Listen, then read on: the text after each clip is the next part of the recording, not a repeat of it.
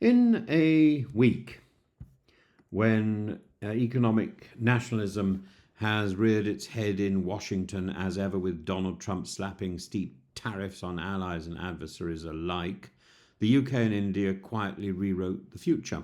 Today, it's not a matter of bluster, but of breakthrough, a trademark, a landmark free trade agreement between India and Britain, and the most ambitious deal either nation has signed in the post-Brexit era. And as Trump raises walls, Starmer and Modi have opened a door, and the pound has duly leapt in response. Trump's so-called Liberation Day tariffs, 26% on Indian goods, 10% on British ones, threw the global trading order into chaos. Scotch whisky, cars, aerospace, industries caught in the crossfire, and in the middle of this turmoil, London and Delhi accelerated talks, proving that diplomacy, when completely and competently managed, can still outpace disruption. And this agreement is not symbolic, it's structural. It slashes tariffs on 90% of British exports to India, with 85% becoming fully tariff-free within a decade. These include whisky tariffs dropping from 150% to 75% and ultimately to 40%, a £1 billion boost to Scotch exports, automotive duties tumbling from over 100% to just over 10%, subject to quotas, medical devices, chocolate, aerospace, and electrical goods will see major tariff reductions, and British consumers, meanwhile, gain cheaper Indian clothing, footwear, and seafood, prawns on the cheap, and perhaps fewer spam texts thanks to new digital clauses. This isn't a trickle. It's a £25.5 billion bilateral torrent expected by 2040, with GDP boosted by £4.8 billion and wages by £2.2 billion. Concessions were real.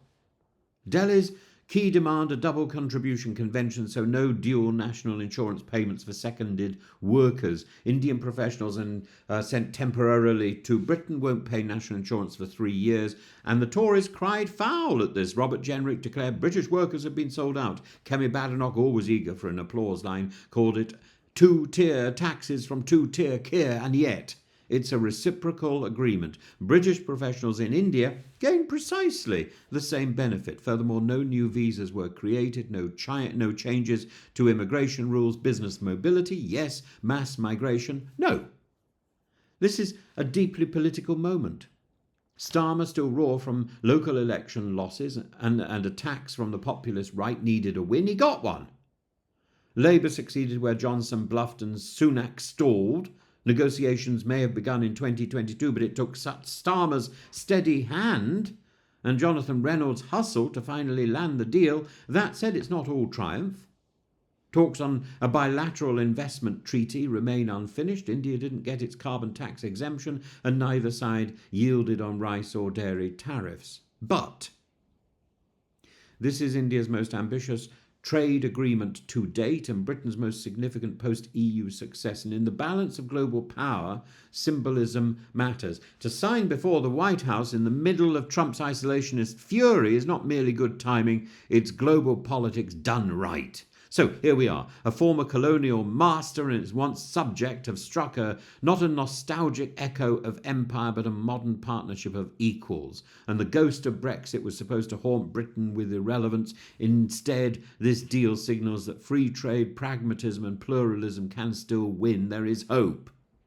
Jenrick may scoff and Farage may foam, but in the real economy, the one with workers, factories, ports and shops, this deal matters. And surely Jenrick and Farage should have been championing this and should have been wow, wow, wow, yeah, because this is Brexit.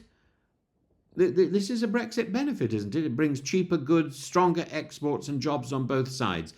And in the shadow of Trump's tariffs, Britain and India have chosen not to panic, but to pursue partnership.